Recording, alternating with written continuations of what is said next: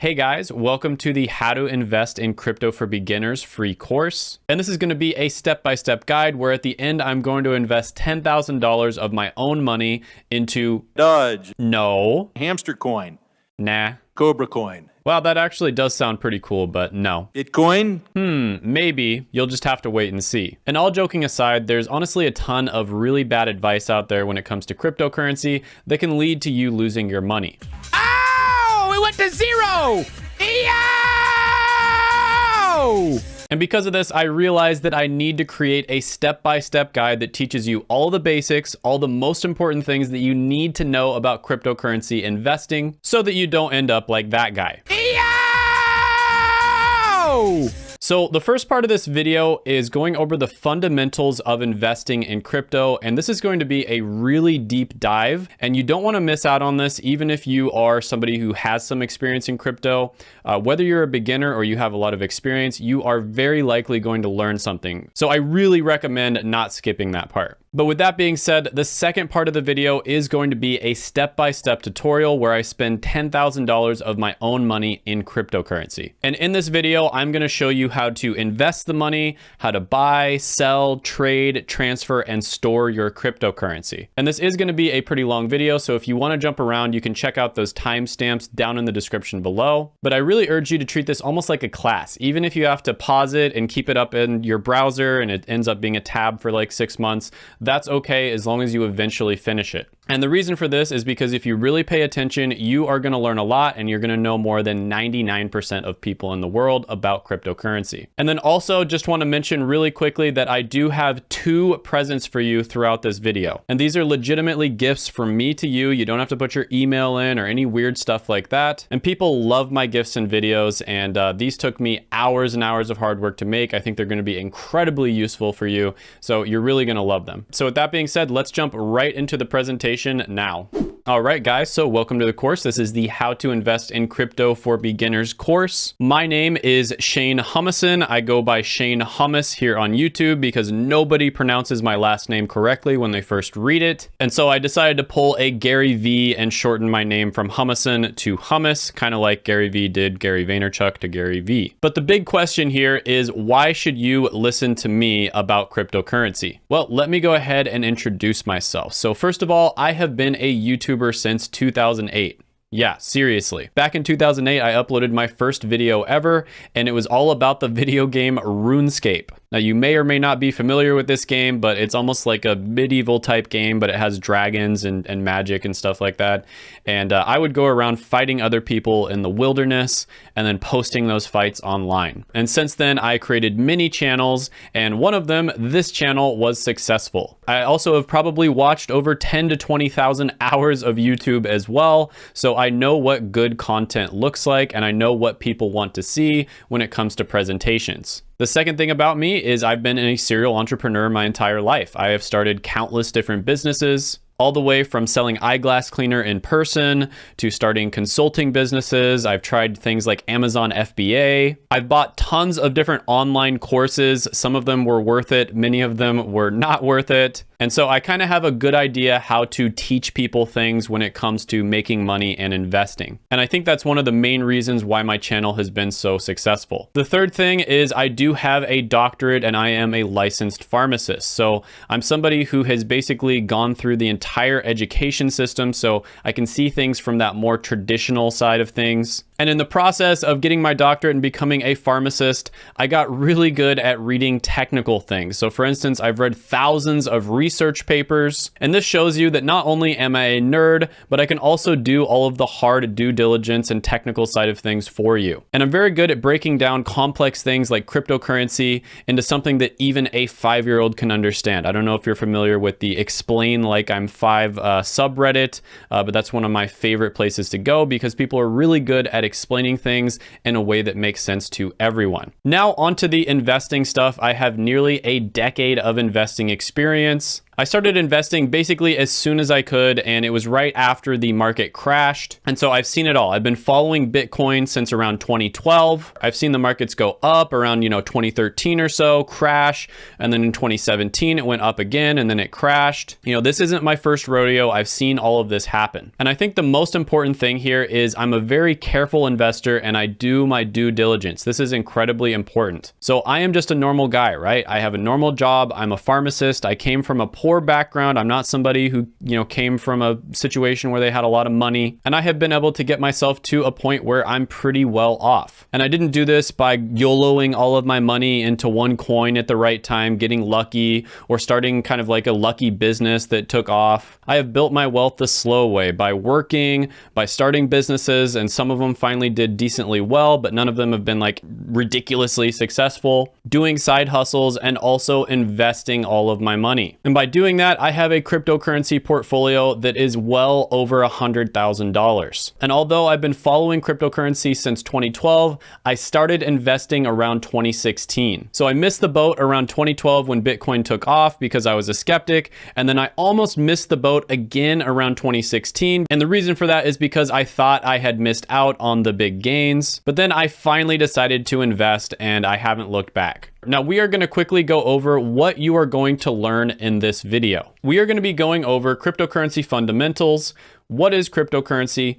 How does cryptocurrency work? Why is cryptocurrency so popular? A brief history of cryptocurrency. And hey, this is going to be a fun part. Don't skip that part. Where you can buy or obtain crypto, the major types of crypto, common crypto terms that you must know, popular cryptocurrencies, the best places to buy crypto, important use cases, benefits and risks of buying crypto versus investing in maybe something else, how to buy cryptocurrency, and then I'm going to go over a tutorial where I step-by-step show you how to buy cryptocurrency, and I'm going to be doing a live $10,000 demonstration. Then we're going to take that cryptocurrency that I bought, we are going to transfer it, we're going to store it, we're going to trade it, and we're eventually going to sell it. And I'm going to show you the process of doing each one of those things. And I'm also going to buy and sell the cryptocurrency on several different exchanges that I think are really good for beginners. Then we're going to go over how to store cryptocurrency, what a cryptocurrency wallet is. We're going to go over taxes, and then there's going to be a free gift and surprise towards the end, and there's also going to be another one somewhere throughout the video. All right, so first, right off the bat, cryptocurrency fundamentals. What exactly is crypto? How does crypto work? What the heck is a blockchain? What are all these things that I keep hearing about? Crypto mining, what the heck is that? Well, the official definition of cryptocurrency is a digital currency in which transactions are verified and records maintained by a decentralized system using cryptography rather than by a centralized authority. And then Oxford Languages goes on to say, decentralized cryptocurrencies such as Bitcoin now provide an outlet for personal wealth that is beyond restriction and confiscation. Well, that's kind of a lot of words, and you're still not completely sure what cryptocurrency is after hearing it. So what exactly does that mean? All right, so imagine you and I are both sitting in a coffee shop right next to each other studying. I have an apple and you don't have an apple. I hand my apple over to you and you accept the apple. Then I have 0 apples and now you have 1. So what really happened right there? The apple physically went from my possession to your possession. And I physically put the apple in your hand. I know that it happened, you know that it happened, you touched it, I touched it. We didn't need a third person in order to exchange that apple. But what if that apple was digital? And what if instead of sitting next to each other, we were all the way across the world from each other? If I sent you a digital apple online, how do you know that that apple, first of all, used to be mine and now it's yours? And second of all, it's no longer mine anymore. I mean, for all you know, I could have made copies of that digital apple on my computer and then sent it out to a bunch of different people. So doing an exchange online, doing a digital exchange is a little bit more complicated than one that happens in person. So the first thing that you have to do with a transaction like that is you must have a digital ledger. And a ledger is basically a record of the transaction. So a record of the transaction of me sending you a digital apple. So it went from person A to person B. It also takes a record of when that happened and how much it was. So did I send you 1 digital apple, 2, 3, a million, and so on? Now, video games have had digital ledgers for a long time, so problem solved, right? Not exactly. The problem with this type of digital ledger is the person who owns the video game can control the ledger. So first of all, they could intercept the apple halfway through when I'm sending it to you, and then they could create multiple versions of it. And then of course, duplicating it would make it much less valuable. Or they could leave us alone completely and just print a bunch of digital apples, which would also make the apple less scarce and therefore less valuable. So how do we make this digital apple transaction almost exactly like we were sitting together at the coffee shop? Well, first of all, we would have to have a digital ledger, but it would have to be available to everyone. So it would have to be transparent. It would have to record every single transaction of digital apples that has ever happened and will ever happen. And that way, no one would be able to cheat and you would be able to send any digital apple that you have. And on top of that, you would know exactly how many digital apples are in the world,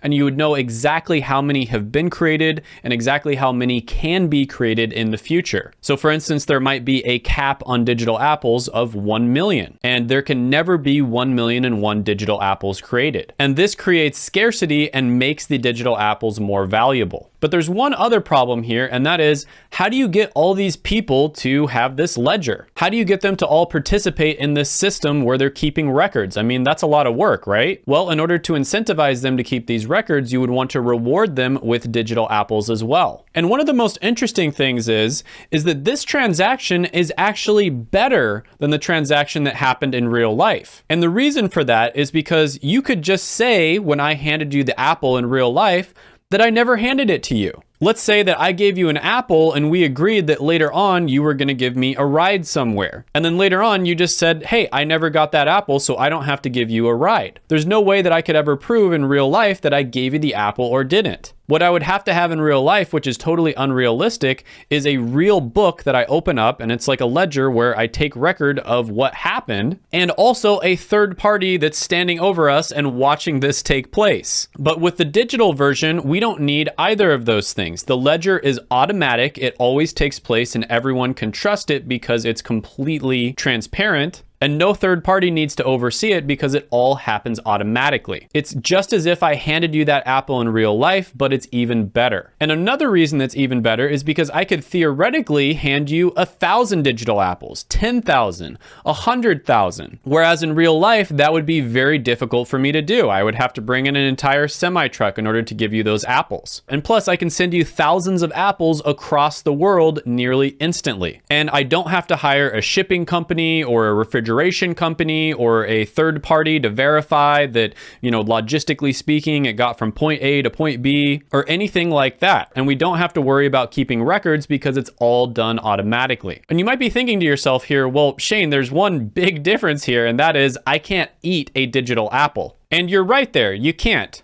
kinda. But you could exchange that digital apple for a real one or exchange it for currency that you could use to buy a real apple. But in order to understand this fully, let's go over a brief history of money. All right, so let's imagine it's like 10,000 years ago and we're in an ancient village and I have an apple and you have a fish. And I own an apple tree, so I have plenty of apples, and you're a fisherman, so you have plenty of fish. So we both decide to trade. You give me your fish and I give you my apple. Now that's great and all, but there's a small problem here. My apples are only available about 3 months out of the year, and the other 9 months of the year, the trees are frozen, and so we don't really have access to them. And all of the excess apples that I don't eat rot away and die. And then the same thing goes for you. Fish only migrate at a certain time during a different 3 months of the year. And so there's parts of the year where I have tons of apples and you have no fish, and then there's other parts of the year where you have lots of fish and I have no apples. And so basically what we would have to do in order to cooperate and give each other value is we would have to make an IOU. I would give you apples at a certain time of the year so you can eat as many as you want. And then later on in the year, I would come back to you and I'd be like, hey, you remember all those apples I gave you? Can I have some of your fish? And hopefully, if you're an honest and trustworthy person, which most people are, you would give me some of your fish back. But what if later on in the year, something happened and you weren't able to get any fish? then you still owe me for the apples, but you're not able to repay me in fish. Or honestly, any other number of things could happen. I could work really hard, give you a ton of value, and never receive anything in return, and that's kind of scary. So that's why a lot of ancient people started using things like seashells, for instance, in order to basically be a store of value or an IOU. So I would give you apples at a certain time of the year, and you would give me seashells, and then later on in the year, I would trade my seashells that you gave me for fish. But there's also a big problem with seashells. First of all, they're not very durable. They're really hard to store. If you try to store them, you'll probably end up crushing them, especially if you have a lot of them. And then on top of that, they're extremely scarce in some parts of the world and incredibly abundant in other parts. So people who lived by the ocean would basically be rich, they'd be big ballers, whereas people who lived inland would be very poor and they wouldn't be able to get their hands on seashells. And of course, that's not fair. So the people who were inland would be like, I don't want to do that. And so that's why we all sort of stumbled upon precious metals like gold and silver being the best stores of value. Gold and silver are pretty durable, and they're also relatively evenly spread out throughout the planet. And so during the time of the year where I was harvesting apples, you would give me some gold or silver, and then later on in the year when there was lots of fish, I would give you some of that gold and silver back. And this was basically money 1.0. This was kind of like the best version of the first type of money. So first of all, gold can be incredibly heavy. So if you wanted to carry your gold around and buy something that's really valuable, it would be very difficult for you to do that. You might need like a bunch of wagons or a bunch of horses just to carry it around. And so then came the gold standard. And this is basically where they had money, paper money, but that money was backed by real gold. So this paper money was much easier for you to carry around. You could buy yourself a brand new horse, a brand new wagon very easily without having to carry all of your gold around everywhere with you, which would be really inconvenient and also dangerous. And this paper money had value because it was backed by gold. Gold is something that is scarce, and it's something that everyone agrees has value. And so at any time you could go and exchange this paper money for gold if you wanted to. But then came paper money that was not backed by gold. This is paper money that was backed by powerful empires or governments. And as long as these empires or governments are responsible, this is technically fine as well. As long as everyone agrees that the money has value, this can be all good and dandy. They are able to print the money left and right, and it's not backed by gold, so they don't have to have like gold stores or anything like that. And that is how inflation happens, and we have seen this dozens of times before with the Zimbabwe dollar, with Germany in the early 1900s, where you have like $1 trillion and you can't even buy like a tiny piece of bread with it. But then we had the first digital currencies, and a lot of the times these were just currencies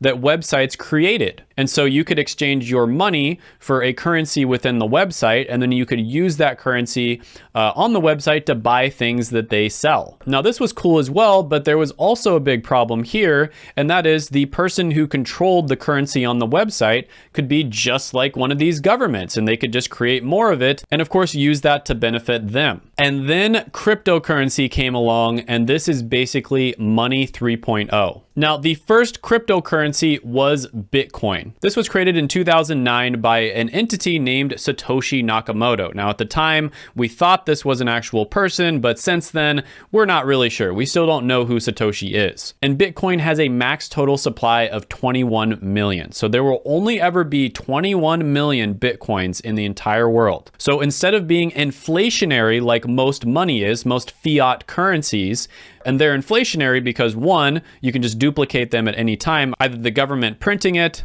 or people creating fake money like counterfeiting. Bitcoin will never be inflationary because of the fact that there can only be 21 million. And it's estimated that millions of those Bitcoins have already been lost and they will never be recovered. So in reality, there's probably only more like around 15 million Bitcoin left. And Bitcoin can be sent anywhere in the world, and whenever it's sent from one person to another, there is an automatic record of that transaction that has taken place on the blockchain. Now, realistically, realistically speaking, as a technology, Bitcoin is a little bit lacking. It's slow, it's inefficient, but it is a good store of value. Since then, much better cryptocurrency technologies have come out, such as Ethereum, and Ethereum was released in 2015 by Vitalik Buterin. Now, Ethereum is faster, it's more efficient, and it also uses what are known as smart contracts. And we're going to get into what smart contracts are a little bit later on. It also uses decentralized apps.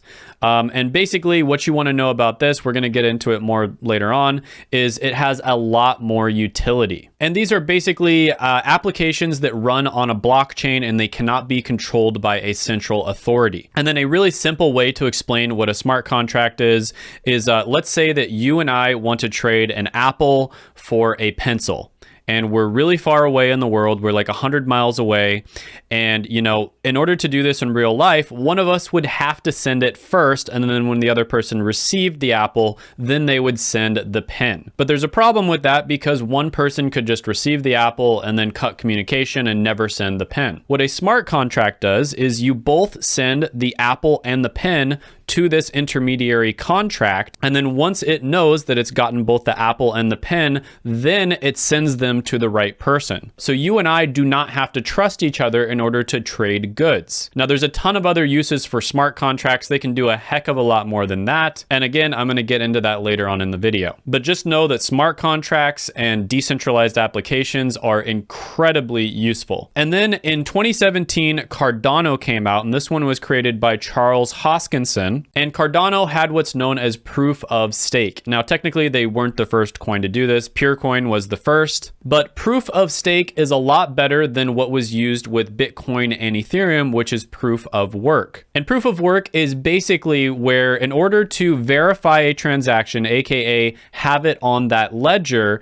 you would have to solve incredibly complex problems, and then you would get rewarded for solving those problems by, first of all, getting to verify that transaction, but second of all, receiving some Bitcoin for free. So this is what incentivized people to mine Bitcoin. But the problem with that is that it wasn't very eco-friendly, and so proof of stake came along. And proof of stake is basically where you get to verify transactions, same as in the Bitcoin example, but in this case, you're just simply holding a bunch of that cryptocurrency and staking it. So the more cryptocurrency you hold, the more transactions you get to verify. Now, staking is faster and more efficient. It's also much more eco-friendly. But then 2019 came along and Solana was released by Anatoly Yakovenko. And Solana has what's known as proof of history, which is a more advanced version of proof of stake. And it verifies transactions in such a way that's faster, more efficient, and even cheaper. And what started off as just a few cryptocurrencies is now over 9,000. In fact, it's over 15,500.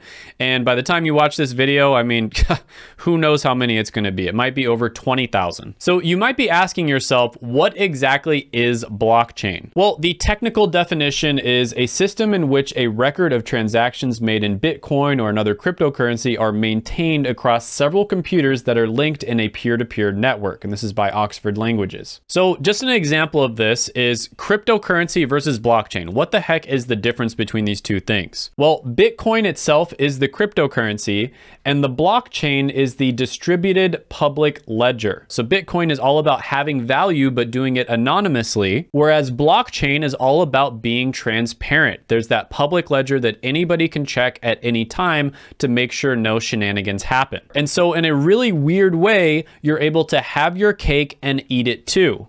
You can do anonymous transactions that are also completely transparent. So how does cryptocurrency work? Well, blockchain, we've already established that. It's a public ledger that records all transactions. And then the crypto part of cryptocurrency stands for cryptography. And this basically means crypto can't be copied or broken into. And a message can be sent from one person to another person without being intercepted. Only person A knows what the message is until it gets to person B, and then they know what that message is as well. And so you're able to send and receive data relatively anonymously. Now, some cryptocurrency are more anonymous than others, and I'll get into that later. And there is a set supply, and a government or an empire or a powerful business can't just print more whenever they want. And it can perform functions such as smart contracts. And we kind of went over what those were before. So right now, if I own a house and I want to sell you that house for $1 million,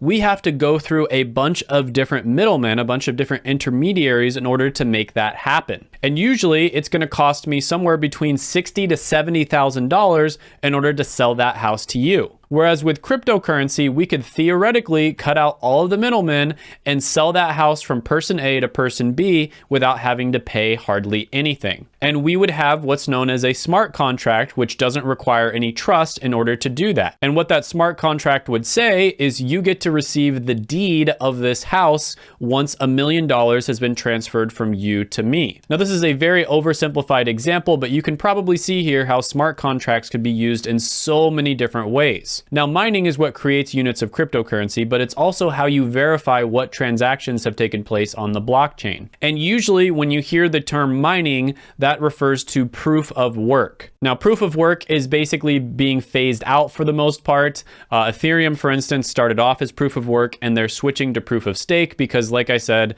it's faster, it's more efficient, it's cheaper, and it's also more eco-friendly. So you'll also hear staking as a way to verify transactions as well. So mining, how does it work?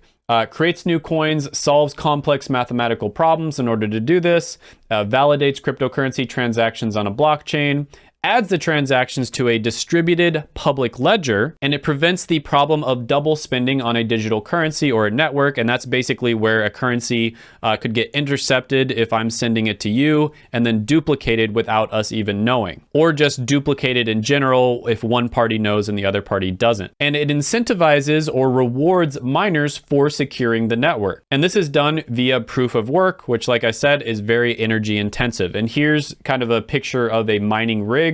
So this is what somebody would have to set up in order to mine something like Ethereum or Bitcoin. Now, you might be asking the question, where can you get cryptocurrency? You can get crypto from other people in person, of course. So two people could meet up with each other and they could trade Bitcoin with each other. That's one way of doing it. There's also Bitcoin ATMs and different cryptocurrency ATMs where it's basically exactly like a money ATM, but instead of getting money from it, you would put money into it and then receive cryptocurrency in return. Another way of doing it is to use a traditional brokerage or trading application like Webull. Now, there's pros and cons to doing it this way, which we will get to later on in the video. Another way of getting crypto is to buy it on a crypto exchange or a crypto exchange platform with money. So we are going to be doing this later on in the video, and we're going to be using Coinbase, and we're also going to be doing it with Webull as well. So I'm going to show you basically two different ways of getting a hold of cryptocurrency, and these are both going to be online ways that are relatively easy. And then you can also buy cryptocurrency on a crypto exchange with other cryptocurrency. So you could get Bitcoin in real life from another person or from a Bitcoin ATM, and then you could sell that Bitcoin on a cryptocurrency exchange for Ethereum or whatever other type of crypto you want. So what exactly are crypto exchanges? They are platforms where you can buy, sell, or exchange cryptocurrencies. And this can be done sometimes with money, but it can also be done with other types of crypto. Now, some of these exchanges are incredibly advanced and some of them are very simple. And later on in this video, we're going to go over examples of each. Now, why exactly is cryptocurrency so popular? Why do you keep hearing about it on the news, on the radio, different articles, on YouTube, on TikTok, etc.? Well, one of the big reasons, and let's just be honest and straightforward about this, some people in the cryptocurrency community wouldn't admit this, but phenomenal gains, okay?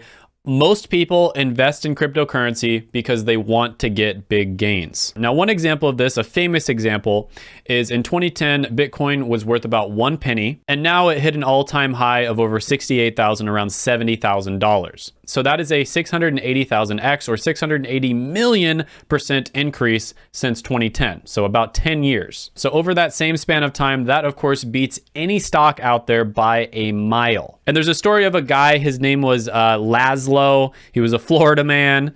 Here's a picture of him, and he basically bought a pizza with Bitcoin. And he had an agreement with the pizza guy to give him 10,000 Bitcoin for 2 pizzas. And that 10,000 Bitcoin is now worth well over $500 million. And the day that the transaction took place, May 22nd, is now known as Bitcoin Pizza Day. So here's a picture of this guy. You can look at the expression on his face and just try to picture what is going on inside of his head as he realizes that he basically gave away $500 million for 2 pizzas. And you hear cryptocurrency referred to as number go up technology. Now, at first when you hear this, it might sound kind of sketchy, but it's actually kind of a good thing because it's basically saying that instead of being inflationary like money is, it's deflationary. Over time, many cryptocurrencies actually gain in value rather than losing value. And they are designed to do this because they're designed to be scarce. But another reason that cryptocurrency is so popular is because it's decentralized. You don't necessarily have to go through some powerful company or a government or some type of organization that controls the money supply in order to get a hold of cryptocurrency. And you can trade things from person A to person B without having to go through a middleman. It's also relatively anonymous, and some cryptocurrencies are more anonymous than others. You don't necessarily have to give up any personal information in order to make a trade. And cryptocurrency is incredibly useful. Smart contracts take out the need for middlemen, and we're going to go into all the different use cases later on in the video. I'm going to really thoroughly go into that, but there's also the metaverse. This is incredibly exciting, and cryptocurrency is going to be a huge part of that. But there are so many different uses for cryptocurrency. So what are altcoins? Altcoins are basically cryptocurrency other than Bitcoin. They are generally considered to be more risky than Bitcoin because Bitcoin was basically the first cryptocurrency, and so it's always going to have some value, or it probably will. And they all have different characteristics. And like I said before, usually the technologies are better than Bitcoin, let's be honest, but Bitcoin is now seen as a store of value, almost like a bar of gold. So what are the different types of cryptocurrencies? Well, these are some of the major ones.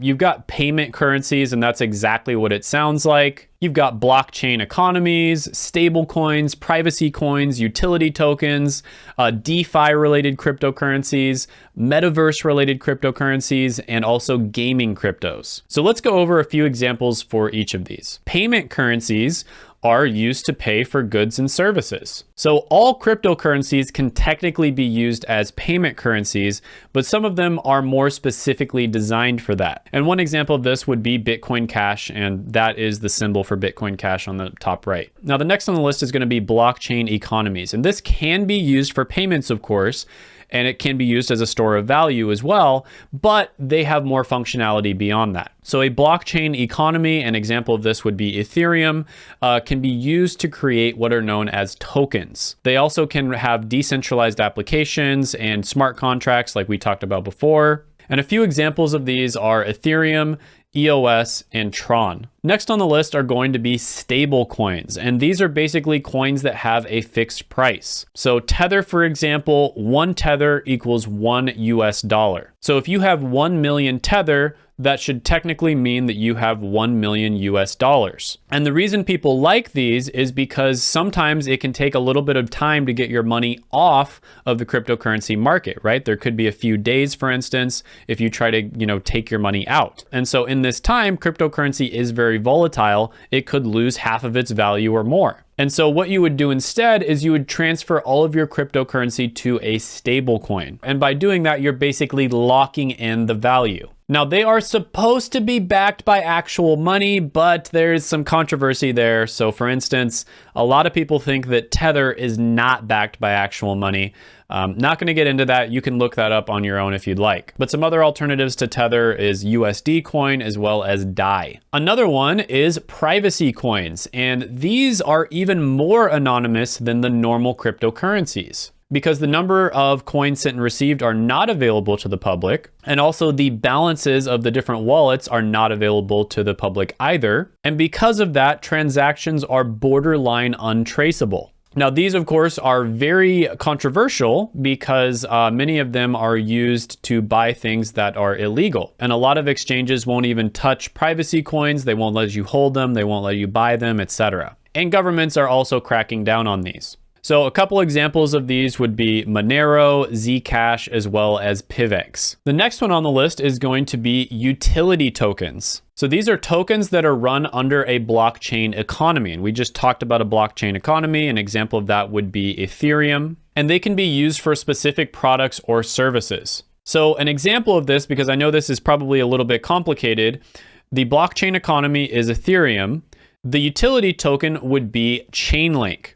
And this is what's known as an ERC20 token. All tokens under Ethereum are ERC20. So a few examples of this would be, of course, Chainlink, as well as Basic Attention Token, or BAT. All right, so another type of cryptocurrency is going to be DeFi-related crypto. DeFi stands for decentralized finance. And this is exactly what it sounds like. So it's basically all these different financial services, except it's on the blockchain instead of, in real life or on Wall Street. So for instance, they replace banks. You can invest your money, you can trade your assets, you can earn interest, you can borrow, you can lend. In many ways, they also replace exchanges. And because it's decentralized, it's much faster.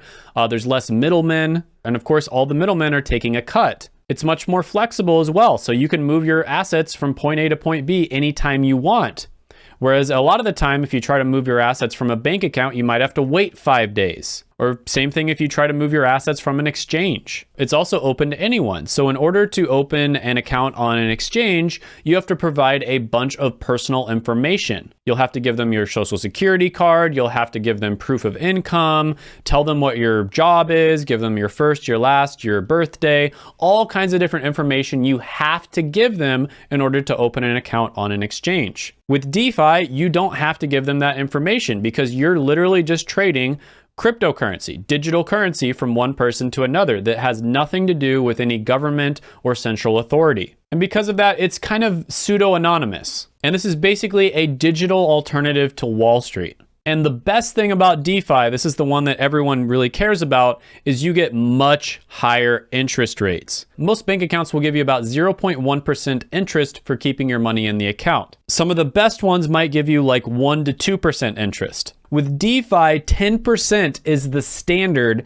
and there are examples where you can get even up to 15, 20% interest for holding certain types of cryptocurrency. So because of the fact that you're taking out all of these middlemen, and because of the fact that it's in deflationary technology, not inflationary like money, you get a significant return on your interest. The next type of cryptocurrency is metaverse-related crypto. So the metaverse is an immersive visual world that uses either virtual reality or augmented reality. Virtual reality would be where, you have the headset on and everything you're seeing is in the virtual world. It's basically like being inside of a video game. Whereas augmented reality is more like the game Pokemon Go, where you're looking at your phone and you can see Pokemon in the phone, but you can also see the real world as well. So it's like semi-digital world. And this integrates virtual reality with blockchain technology and cryptocurrency. Now, this has incredible potential, and I don't even have time to go into how much potential this has, but it could be similar to the movie Ready Player One, if you've seen that movie.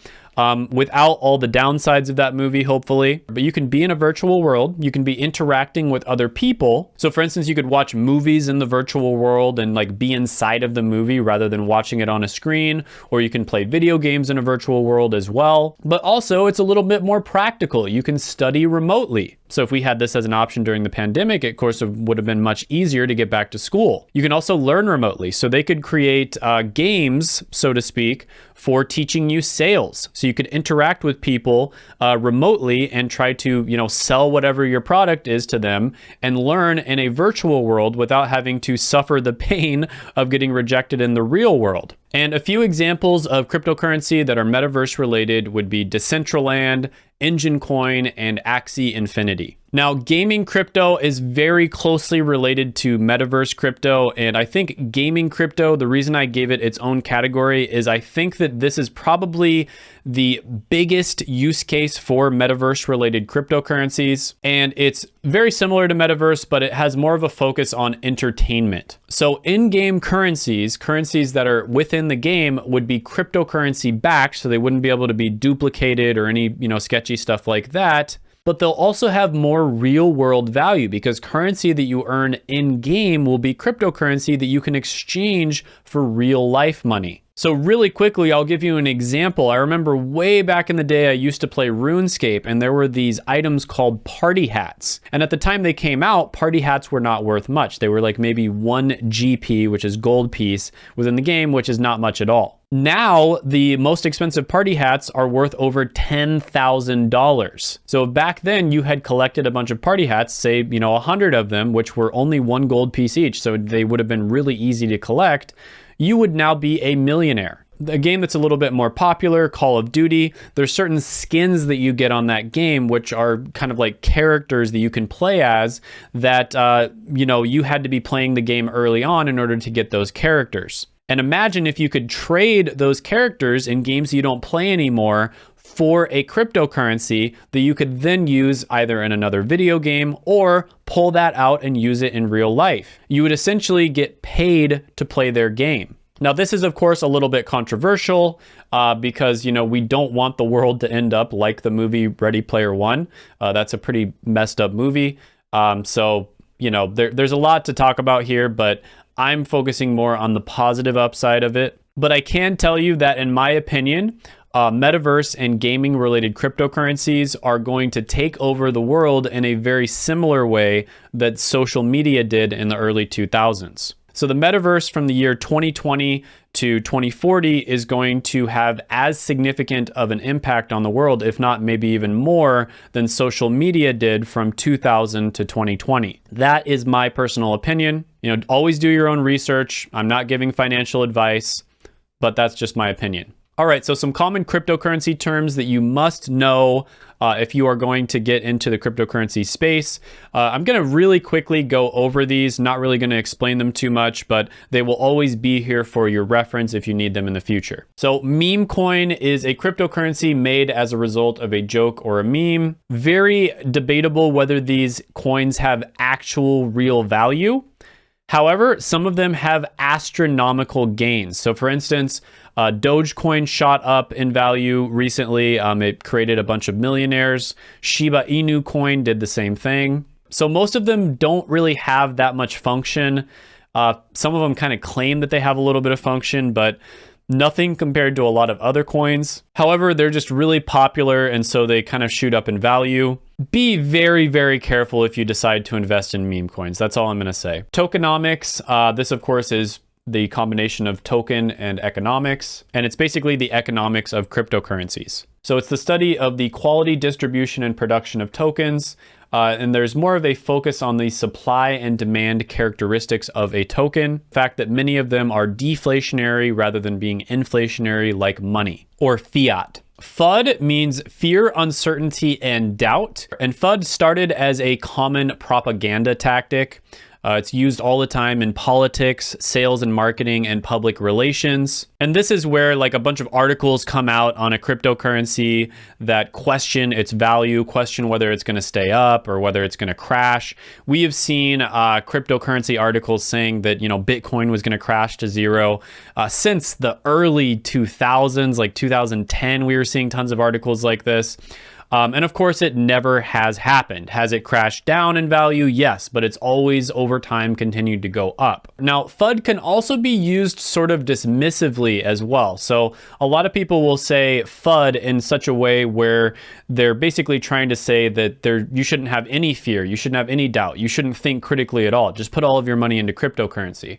So, it kind of is a double-sided coin. Obviously, you should think logically about cryptocurrency if you're making investments in it. FOMO is the fear of missing out, and it's basically a feeling that you are missing out on some type of big opportunity. And the most important thing about FOMO when it comes to cryptocurrencies is most people FOMO into crypto when it's really popular. So when the media is talking a lot about Bitcoin and cryptocurrency, you are much more likely to see it because a ton of people are talking about it. And because of the fact that you've seen it and you hear all these stories about it, that is when you're most likely to invest in it. And a lot of the time, that's not the right time to invest. And ironically, the best time to invest in cryptocurrency is when nobody's talking about it. So when the media tends to talk the most about cryptocurrency, that's when you know that most of the gains from crypto have already happened. An ICO is an initial coin offering. And this is very similar to an IPO in the stock market, if you're familiar with that, which is an initial public offering. And that's when a stock is first available to the public. And it's a form of crowdfunding for a cryptocurrency. And you basically get access to a cryptocurrency right before it hits the market. Now, ICOs are incredibly risky.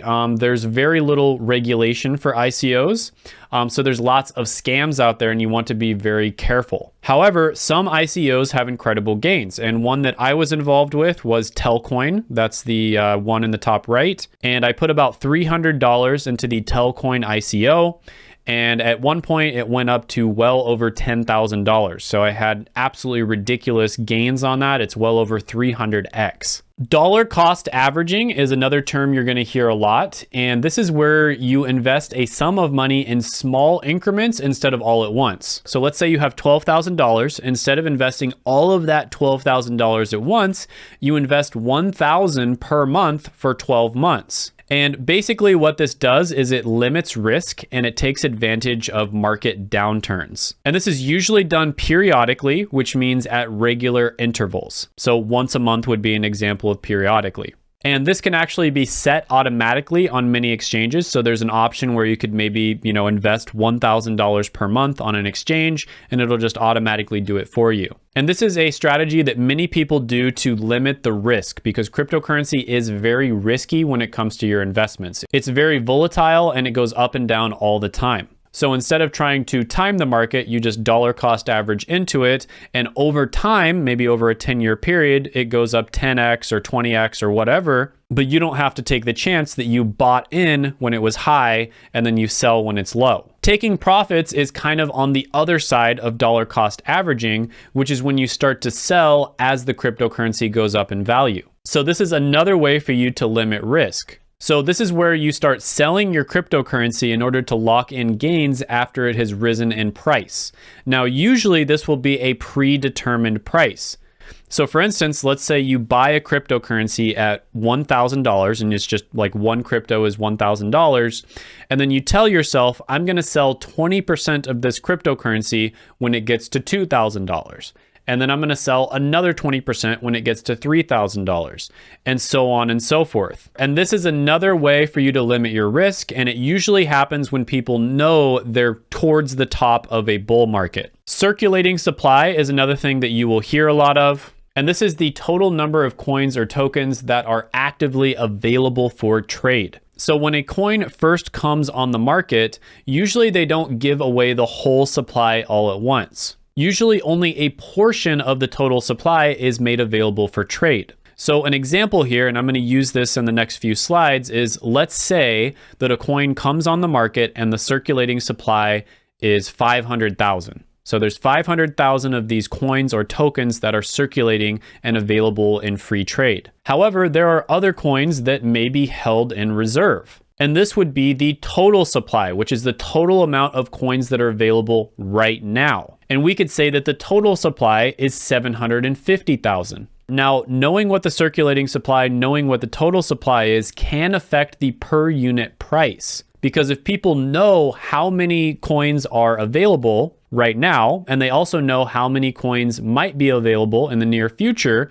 that can affect the actual value of the coin itself. So this is very important for you to know before you start investing in a coin. If there's only a 10% circulating supply available for that coin, then you know that 90% of the coin has not been released yet. And that is not a good sign because that means that when that is released, the value of the coin is likely going to go down. Total supply is the total amount of coins that exist right now. So for instance, in our example, we had a $500,000 coin circulating supply and a total supply of 750,000 coins. However, one thing to say here is more coins could potentially exist in the future. And it's very important to know if this is possible. So kind of an example here of one that's a little bit scary is AXS, which only 22% in this example of the coins are available right now. And it has a max supply of 270,000. And max supply is different than circulating supply because this is the total amount of coins that will ever exist in the lifetime of the cryptocurrency. So Bitcoin, for instance, has a max supply of 21 million. 21 million and one coins will never exist for Bitcoin. It is impossible. Only 21 million max can ever exist. However, the circulating supply right now is about 18 million. So the ratio or the percentage of circulating supply to max supply is incredibly important to know. And right at this time, about 90% of the Bitcoin that will ever exist has already been mined and is already in circulation. Market cap is another very important thing to know, and this is the total value of the cryptocurrency. So Bitcoin's market cap is hovering around $1 trillion right now. And the total market cap is the total value of all cryptocurrencies, which is currently over 2 trillion. A decentralized autonomous organization, also known as a DAO. It's an organization that is on a blockchain. It's automated, it facilitates crypto transactions, and it's created by developers. And usually with these types of organizations, token holders have voting rights. Now, this has a lot of really cool real life uses. So as an example, you get to vote in the direction that the cryptocurrency is going. But it can be used in real life as well. So for instance, let's say you had a DAO for voting privileges within a country. You could directly vote on different laws or different politicians that you want to elect within that country. Same thing if you owned stock in a company. You would have voting privileges directly from owning a DAO, and you could basically pair the DAO with the stock. So there are a lot of really cool in real life uses for this that are outside of just the cryptocurrency world. Now, a governance token kind of goes along with a DAO, and these are tokens that represent your ability to vote on a blockchain, and it distributes rights and powers to users. So these are decentralized powers, and you have a say in the direction of the cryptocurrency itself. So the DAO is the organization, and the governance token is a token that gives you the right to vote on the direction of that organization. A smart contract is an agreement in the form of a contract that runs on a blockchain, and when predetermined conditions are met, the smart contract executes, completes between multiple different parties. This is trustless. The parties do not have to trust each other. It takes out unnecessary middlemen. It's incredibly efficient compared to real life. And so, for instance, property details in real estate, like title management, handing over the deed or the title to a house to another person, selling it from person A to person B. Right now, it's an incredibly messy process. And a lot of the time, like I mentioned before, for $1 million house, you're probably going to be paying like $70,000 in fees. Using a smart contract, you can cut those fees down significantly and you can make it a lot more efficient. Also, protecting healthcare data. Right now, hospitals very rarely share healthcare data with other hospitals because they're so afraid that it's going to get leaked. And because of this, patients get subpar treatment because other hospitals aren't aware of the patient's pre-existing conditions, what medications they're taking, etc. So smart contracts could be used to safely and securely share that data so a patient can get better care. Proof of work, we kind of went over this before. This is what's used to mine Bitcoin and Ethereum, and it's also used to verify transactions. Very inefficient, and it also uses a lot of energy. So here's an example of a factory somewhere that is mining Bitcoin. You can see all the computers, all the rigs they have set up there. Uses a ton of energy, and it's incredibly inefficient. Proof of stake is a way for you to mine or validate a blockchain transaction by simply holding coins. The more coins you hold, the better you are at mining and validating. And the better you are at mining and validating, the more money you get from staking. And instead of being called mining, it's now called staking. So it's much more efficient than proof of work, much less energy is expended. And one example of a crypto that uses proof of stake is Cardano. So scalability, this is another thing you're going to hear, another term you're going to hear thrown around a lot. It's the ability of a cryptocurrency blockchain to handle a large influx of transactions. So Ethereum 1.0 was very fast at first. And now it's relatively slow and expensive. A lot of transactions take, up to 10 minutes, and they're very expensive. The other day I made a video on NFTs, and in order to list an NFT online, it cost me like $80. Now, Ethereum 2.0, when it's fully rolled out, which it's only partially rolled out right now, claims to solve this issue, but it hasn't yet. Bitcoin can only handle about 7 transactions per second, or TPS. This is another thing you're going to hear a lot. And going above 7 transactions per second makes the transaction slower and much more expensive. Now, Solana, they claim, can handle well over 50,000 transactions per second, and I believe them. And Solana does this by using a type of proof of stake known as proof of history. Now, tokens. There are 3 main types of tokens. Non-fungible tokens, NFTs, utility tokens, and governance tokens. We're going to go over each of them. And by the way, guys, fungibility is something that is fungible is able to be replaced by another identical item. So $2 bills are fungible. 2 bars of gold are also fungible. However, the Mona Lisa, a piece of artwork, is not fungible. You can't replace the Mona Lisa with another Mona Lisa. So a non-fungible token, also known as an NFT, is a token that is not fungible. It cannot be replaced by something else. So a token is a virtual currency or a denomination of a cryptocurrency. We've already gone over that. And then a one-of-a-kind or non-fungible verified asset that can be traded using blockchain technology. So the most common type of NFT is artwork. So one example is CryptoPunk number 4156, was purchased for $10.2 million. And this is a CryptoPunk that is an NFT, and somebody thought it was worth $10.2 million. Now, I'm not going to get too much into NFTs here. A lot of controversy there. A lot of people think they're basically useless or worthless. I have kind of a nuanced opinion on them.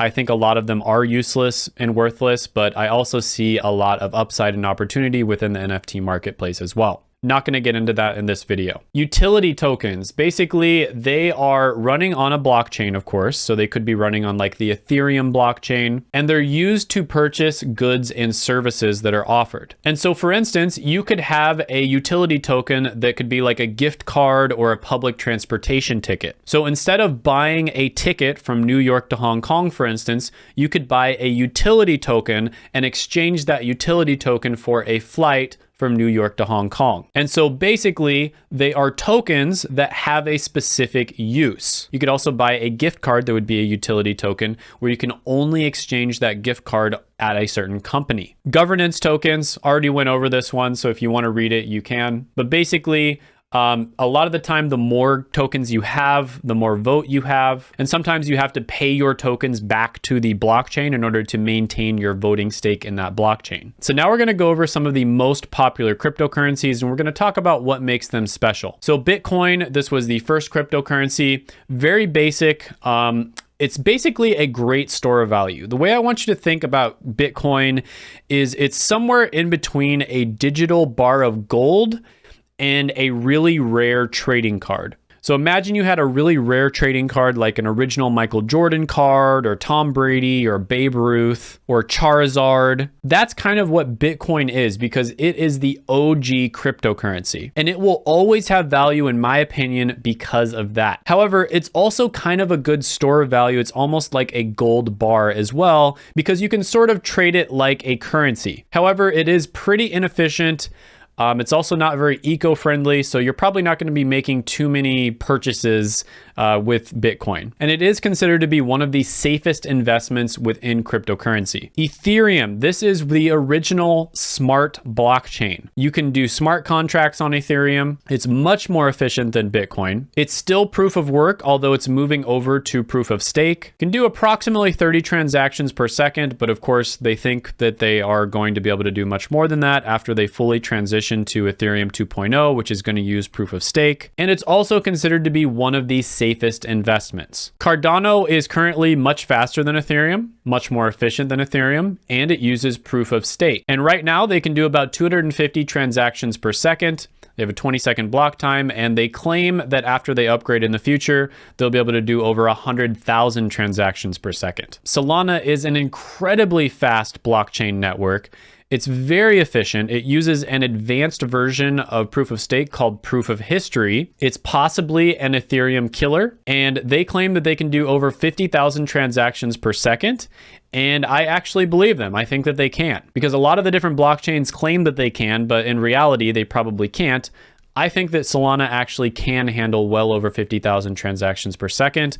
And when they upgrade in the future, they'll probably be able to do even more than that. So just to put this in perspective, Visa, like a Visa credit card, can handle around 1,700 to 24,000 transactions per second. So this one cryptocurrency can probably handle more transactions than all of Visa. And Visa is a massive company. I mean, think about how many people in the world have Visa debit cards and credit cards. It also has a 400 millisecond block time, so it's incredibly fast, less than half of a second. And it is scalable with hardware upgrades. So as hardware gets better, Solana is also going to get better and better. XRP is another really well-known cryptocurrency. It's owned by the company Ripple, and Ripple sells payment software to all kinds of different finance companies. And Ripple has positioned XRP as a high-speed payment and settlement system for these finance companies. And it can theoretically be used for incredibly fast transfer of money. And it wants to be used as the universal bridge asset between all different types of currencies. It has a distributed agreement protocol, which basically just means that miners are not needed to secure the network. And it can do over 1,500 transactions per second. That's what they claim. 4-second transactions, so relatively fast. And it's basically used to provide liquidity and make sure that transactions happen incredibly fast between different banks and financial institutions. And time is money, so if XRP can in fact do what they claim that it can do, it will save the companies a lot of time and money. However, right now they have some legal issues, and for that reason, some exchanges don't even list XRP. You can't even buy them. So there's a lot of stuff going on there.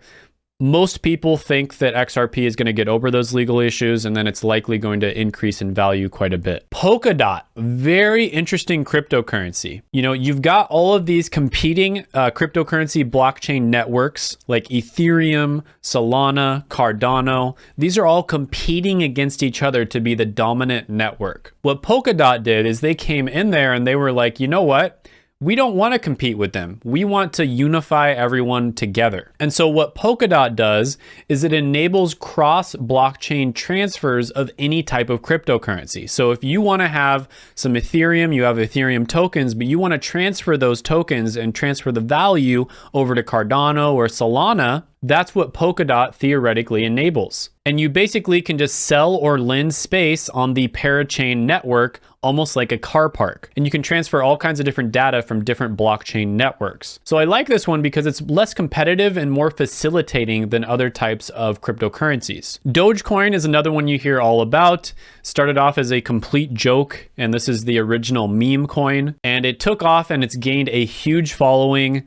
Astronomical gains last year. Many millionaires were made. Many people also lost all of their money because it's incredibly volatile. It seems like every time Elon Musk tweets about Dogecoin or anything that has to do with a Shiba Inu of any kind, which is the dog that is pictured on Dogecoin, it goes up a lot. Shiba Inu was the coin that came after Dogecoin. It's another meme coin. And it basically was created to ride on Dogecoin's success. And it actually did surpass the market cap of Dogecoin at one point. It also had phenomenal gains. And it's basically supposed to be a slightly better version of Doge. Avalanche, also known as AVAX, is extremely fast, low cost, eco-friendly because it's proof of stake. Claims to do about 4,500 transactions per second. Less than 3-second transaction time. And what's interesting about AVAX is it actually uses 3 different blockchains, whereas the other ones usually just use one.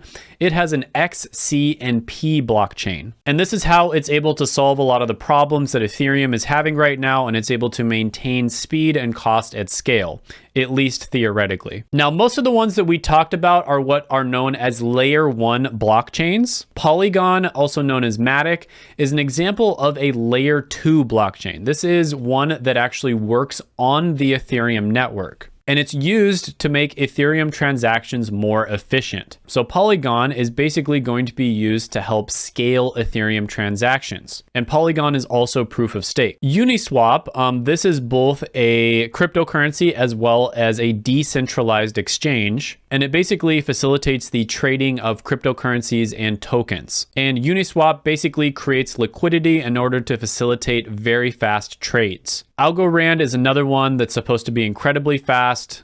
They claim 46,000 transactions per second. It's extremely cheap, pretty fast. Transaction speeds 4.4 seconds, and it's possibly the most secure blockchain that does those high TPS. It's also proof of stake, and it's very regulation friendly. So this is another one of the big players. So these are some centralized exchange related cryptocurrencies. The Binance coin, also known as BNB. Binance is the largest exchange in the world.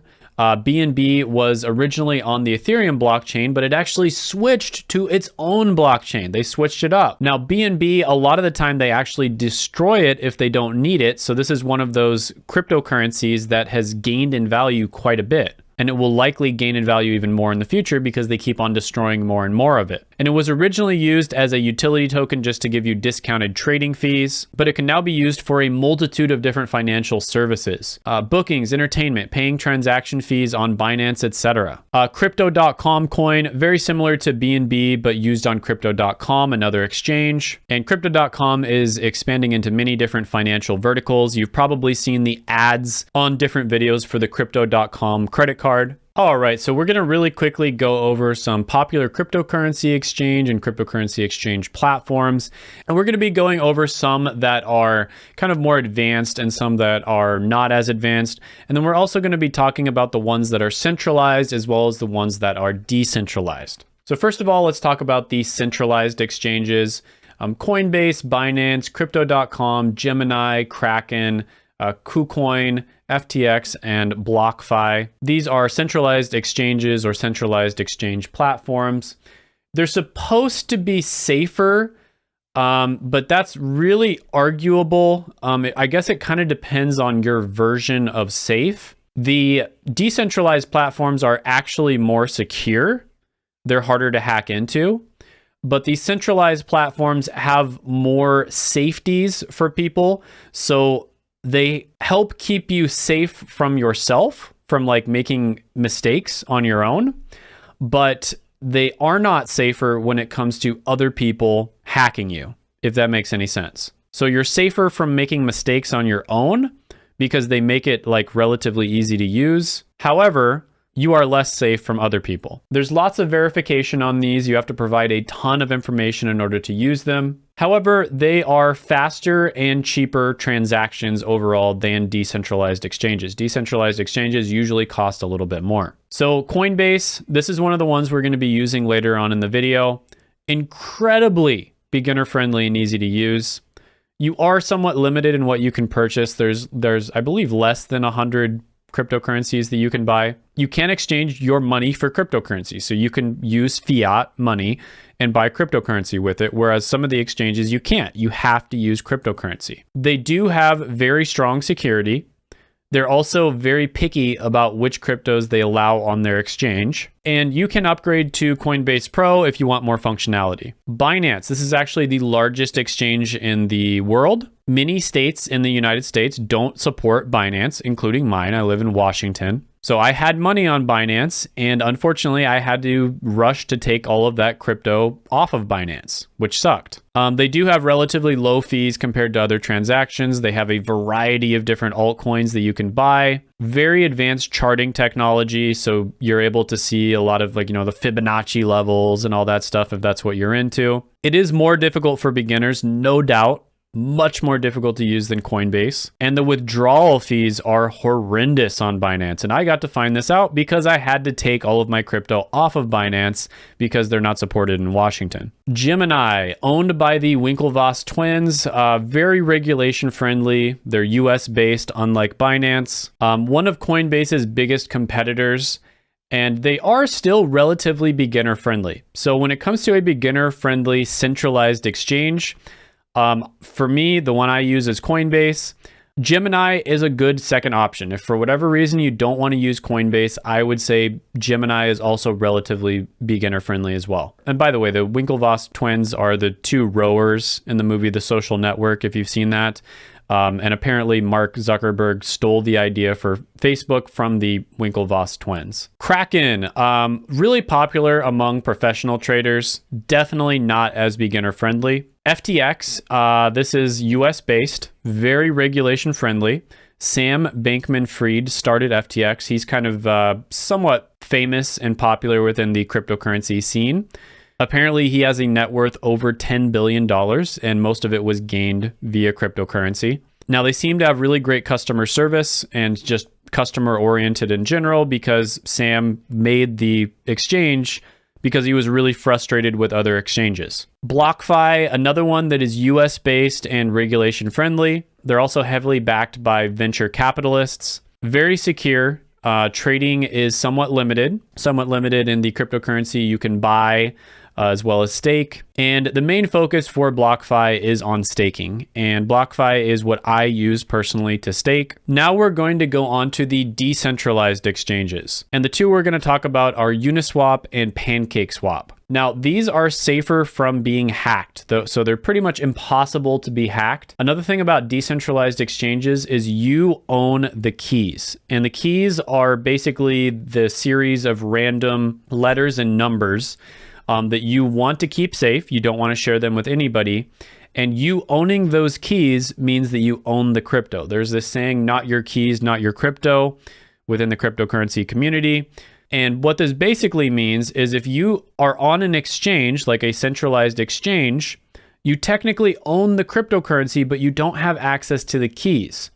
And so if that exchange gets hacked, someone can steal that cryptocurrency from you, even though your account never got hacked. Whereas with a decentralized exchange, in order for them to steal the crypto from you, they would have to hack your account. Now, there's less regulation here, and there's also less verification. So you don't have to provide a ton of information in order to use Uniswap, for instance. So Uniswap, this is the one that I use for decentralized exchange. Very, very safe. Uses MetaMask. That's the wallet that I use in order to trade on Uniswap. Ethereum fees can get really high, and it does have higher fees than PancakeSwap. So just be aware of that. PancakeSwap is another one, very similar to Uniswap. Some actually claim that they copied it just straight up. But it does have lower fees than Uniswap. In my opinion, it's slightly less secure. However, it's still much more secure than a centralized exchange. Now, alternative ways of buying cryptocurrency, Webull, Robinhood, and peer-to-peer trading. We're going to talk about these. So Robinhood is probably the easiest one. The problem with this is, you know, on an exchange like Coinbase, you technically don't have the keys, so you don't own the cryptocurrency, sort of.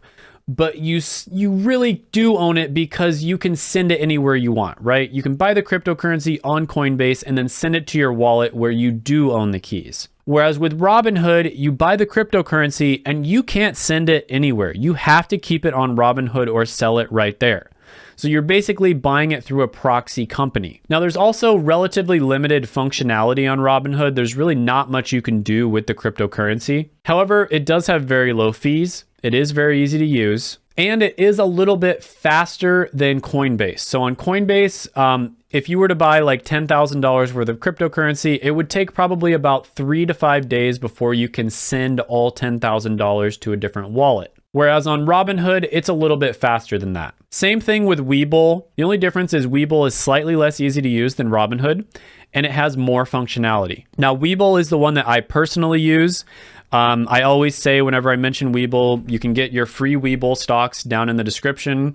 At the time of recording this video, I think it's up to like $8,000 you could get up to in free stocks just by funding your Webull account.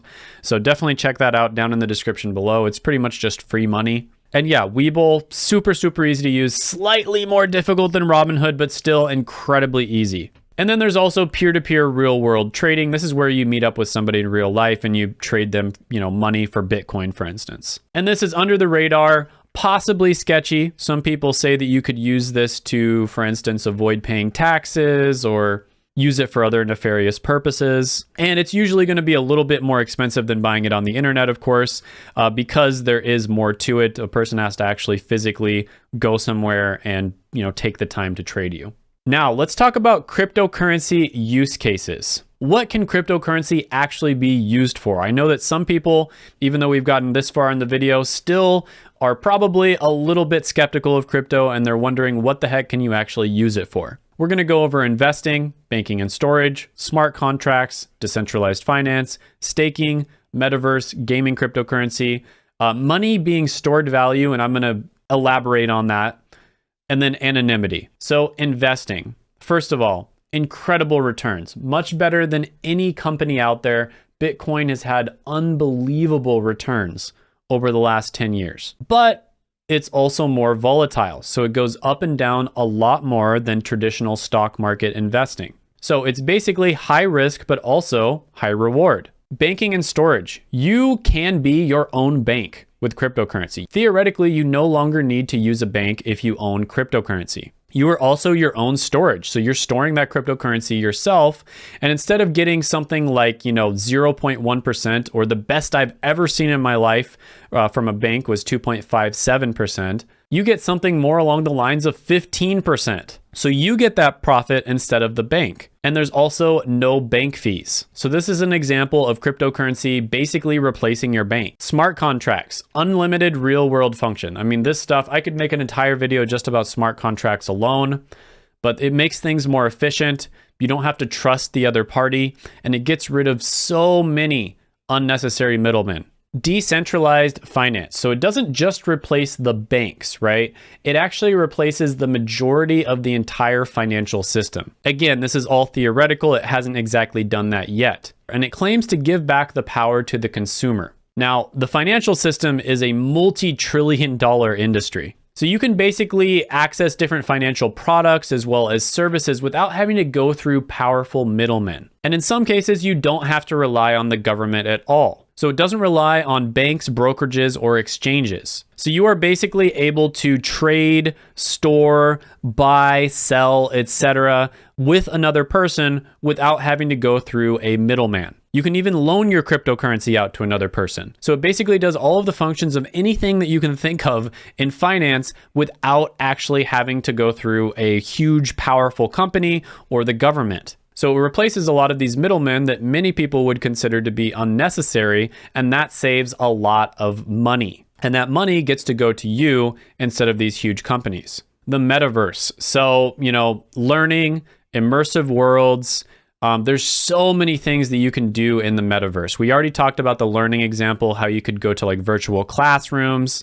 There's also probably going to be virtual work as well. But also think about immersive worlds. So let's say you are thinking to yourself, you know what?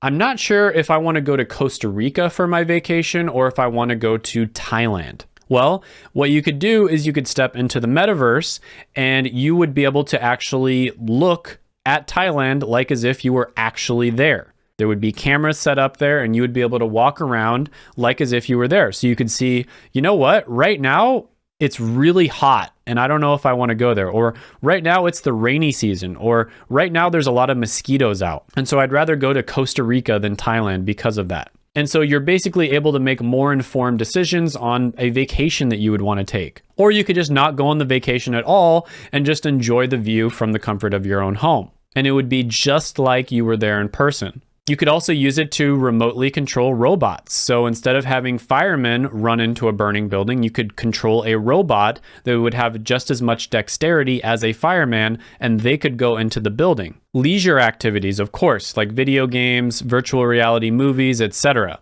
You could also virtually attend concerts. You could use the metaverse to design the perfect house in real life, and you could be inside of that house like as if you built it, and see how you feel about it. And then make little adjustments here and there so that when it actually gets built in real life, it's exactly what you imagined in your head. You could test drive cars without having to interact with a sketchy car salesman. There's just so many use cases for the metaverse. And like I said, this is going to be huge over the next 20 years.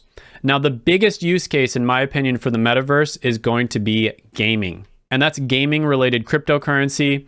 And we basically went over this before, but you can actually get paid to play essentially. And you can also gamify other things. So for instance, you could make learning a lot more fun by making the virtual reality experience of learning into a game. So yeah, tons of opportunity there. The two spaces I'm most excited about are the metaverse and gaming cryptocurrencies.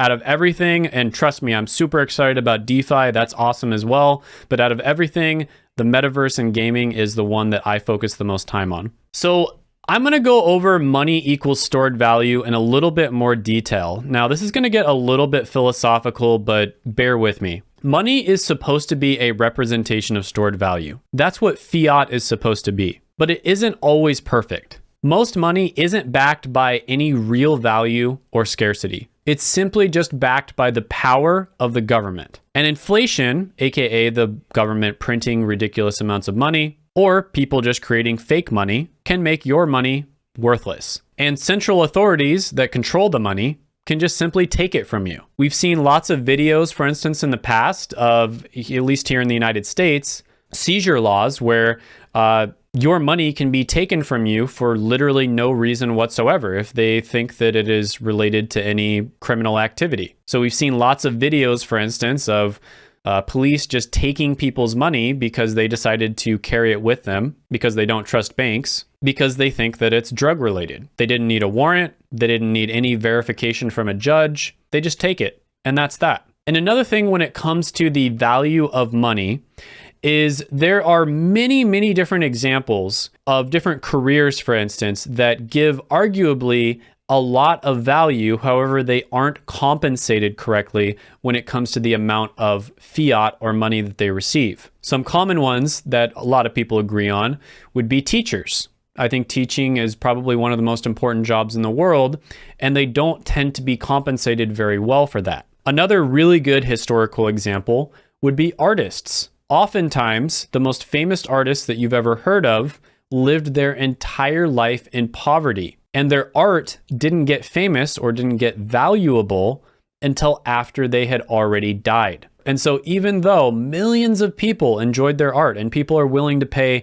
millions of dollars, sometimes hundreds of millions of dollars for their paintings, they were never compensated for that value. Another example that's very common is scientists. Oftentimes, scientists will create things that save millions of lives and give untold amounts of value to the world. However, the people who are compensated for that value tend to be businessmen. And don't get me wrong, I'm a businessman myself. I own businesses. I have no problem with businessmen. But let's be real here. A lot of the time, when scientists and businessmen come together, the one who gets the shorter end of the stick is the scientists.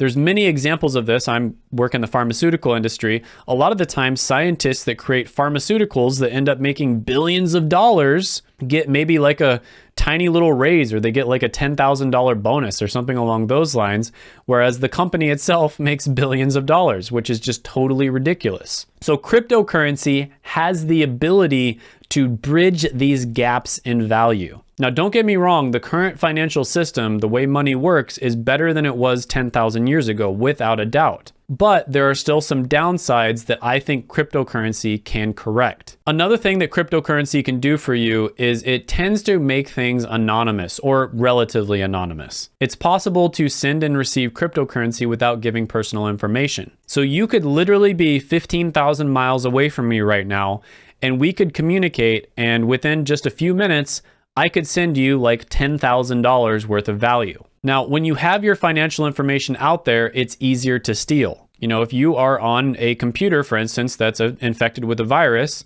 and you create an account and you have like a keylogger, it's very easy for the computer to log on to that account and steal it. And if it's in a database, for instance, maybe you don't even have a virus on your computer. It could get stolen from the database. And it's much harder for companies to store or sell your information, and which also makes it much harder for people to be able to access and steal that information. You can also stake or loan your cryptocurrency and get much better returns than the 1% to 2% APR that you might get with some of the better bank accounts. Some of the least generous staking options still pay well over 8%, and much, much more. There's so many different use cases for cryptocurrency, and it's honestly just getting started. Now let's go over the pros and cons of buying cryptocurrency. So some of the pros, you have the possibility for incredible returns. You get a lot more money from staking or loaning out your cryptocurrency, and it can be really useful. So it actually has some functionality to it, which makes it better than traditional currency. The cons here are it can be very risky. There are a ton of crypto scams out there, and there's a lot of crypto projects that, let's be honest, are going to go to zero. You know, right now there's well over 15,000 different types of cryptocurrencies, and most of them are probably going to be worthless. So should you invest in cryptocurrency? This is obviously not financial advice. I'm just here to entertain and educate. But with that being said, in my opinion, I think crypto will be the best performing asset class again over the next 10 years. And I don't think it's even going to be close. However, with that being said, before you invest in cryptocurrency, you have to do your due diligence. You have to make sure to thoroughly investigate the cryptocurrency. Always DYOR or do your own research. Be careful, be very safe, diversify your crypto. Don't just invest in one type. Dollar cost average. Invest periodically over a long period of time rather than dumping all of your money into the markets whenever everyone else is FOMOing. Invest for the long term. Rather than thinking about short-term projects that you think are going to go up within a few days, which is incredibly risky because there's a lot of really sketchy ones, there's a lot of rug pulls, there's a lot of pump and dump schemes. Invest for the long term. Look for the cryptocurrencies that have long-term value. And then take profits depending on your goals. Now, the last one is the most optional one, in my opinion. A lot of people just hold for the long term, and that's totally fine. But if you want to mitigate some of the risk and also take some of the profit so that you actually have more money in the short term, that's a good idea as well for you to take profit whenever it goes up a certain percentage. Now let's talk about cryptocurrency versus a more traditional type of investment, which is stocks.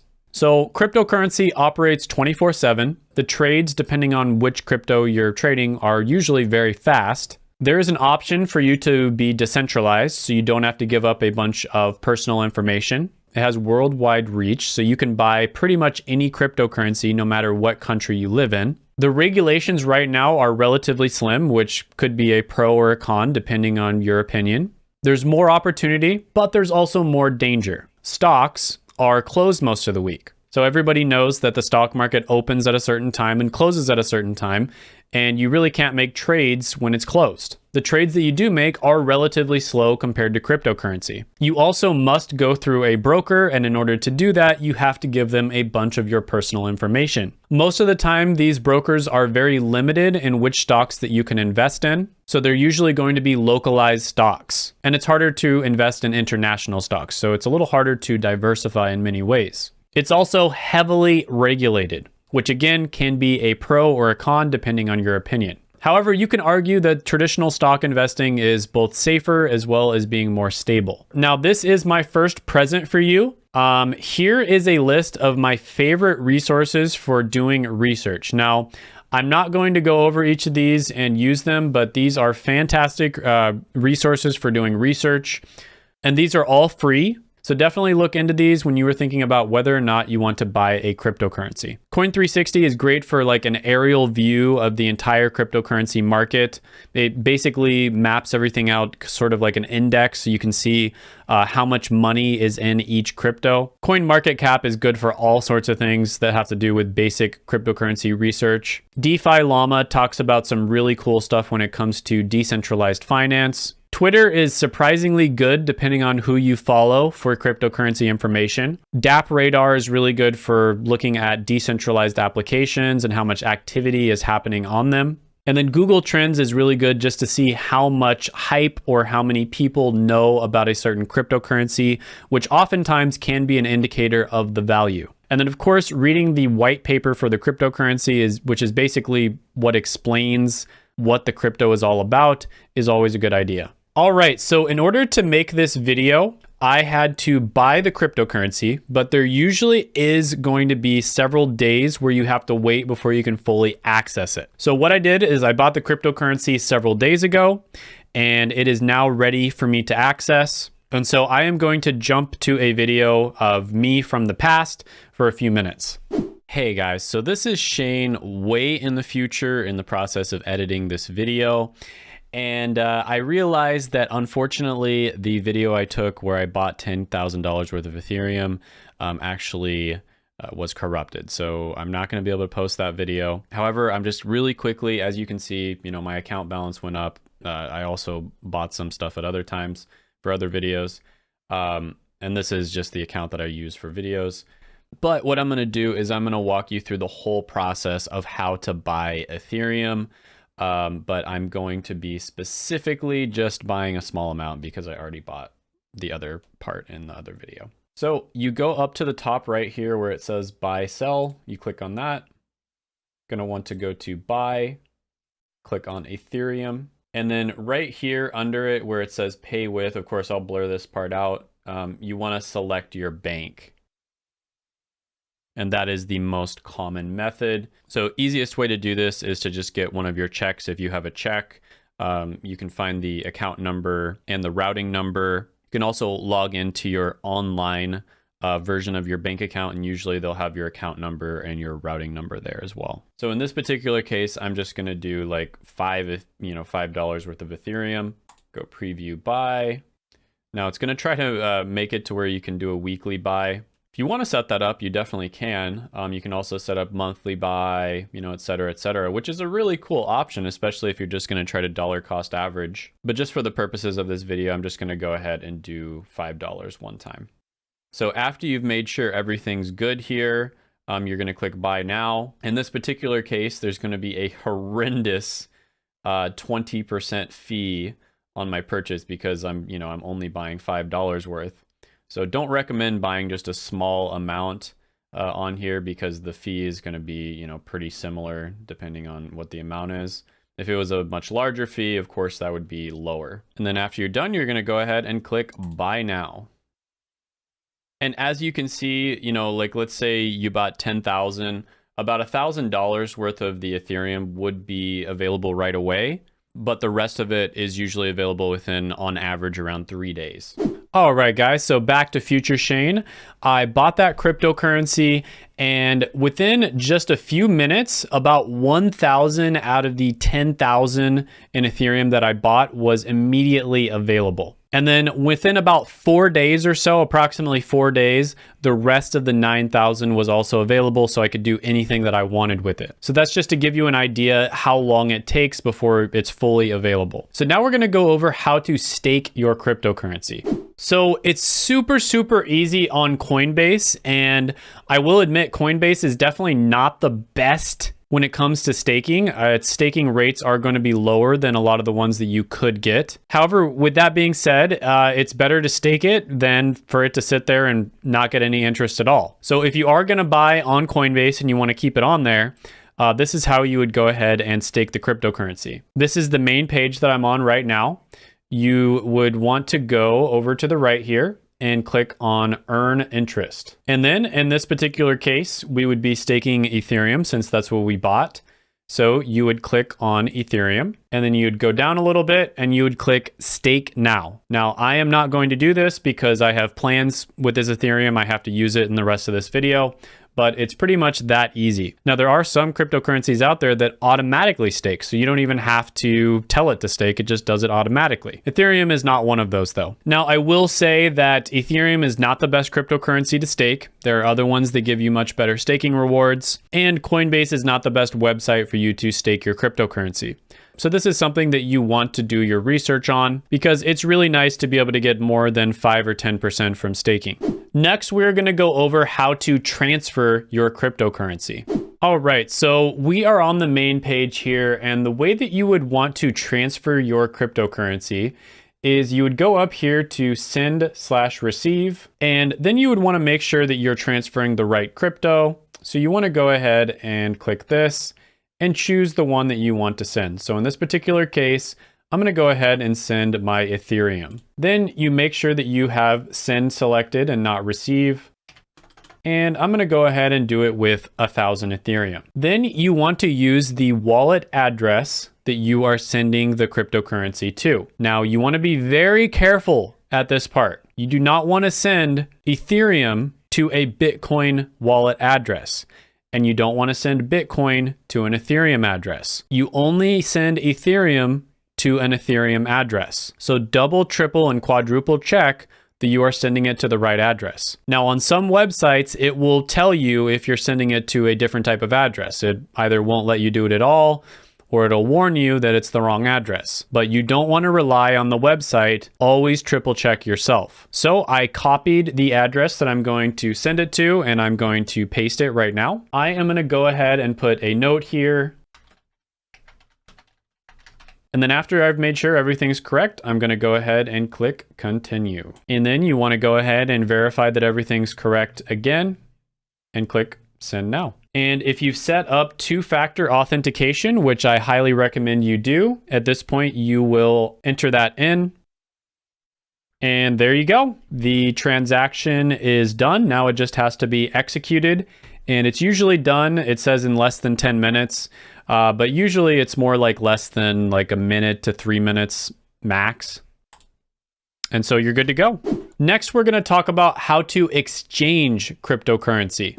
All right, so we're on the main Coinbase page here, and we're going to go over how you can exchange your cryptocurrency. So from the main page, you would want to go to trade, and then you would want to look at the top right here and click convert. And then you can choose which cryptocurrency you want to convert to the other crypto. So in this particular case, I am going to be choosing Ethereum, and then I am going to convert the Ethereum to, we'll do Solana. Then you put the amount you want to convert. So in this particular case, I'm going to go ahead and convert $1,000 worth of Ethereum into $1,000 worth of Solana. Then when everything's good, you do preview and make sure that everything is correct here, and then click this blue button, convert now. And within a few seconds, the transaction was done.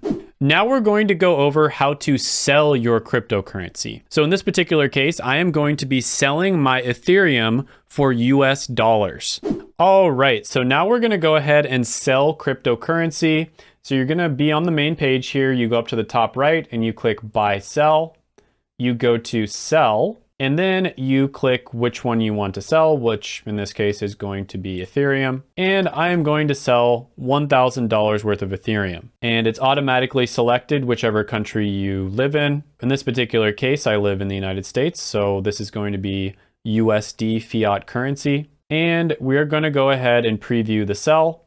I'm going to sell $1,000 worth of Ethereum and sell now. And it just took a few seconds and it was successfully sold. So one thing I do want to mention here is this is not fiat currency that is going straight to my bank account. It converted it into fiat currency, USD, that I can still use on Coinbase. So in order to send it to my bank account, that would be another step. For the purposes of this video, I am going to keep that USD on Coinbase because I plan on using it in the near future.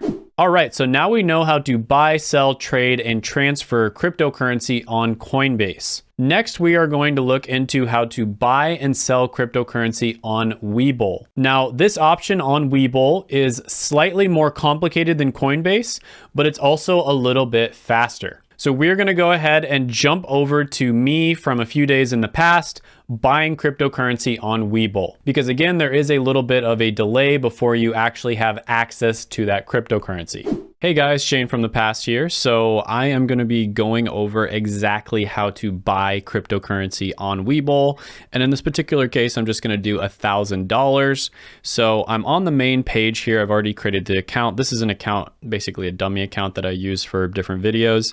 But you want to go to this middle button here. There's a lot of options. You can go to markets, community, messages, watch list, but you really want to go to this middle button here. And then you click right here at the top right, detail, right?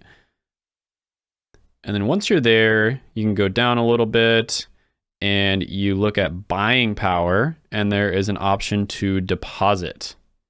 Okay, so you click on deposit.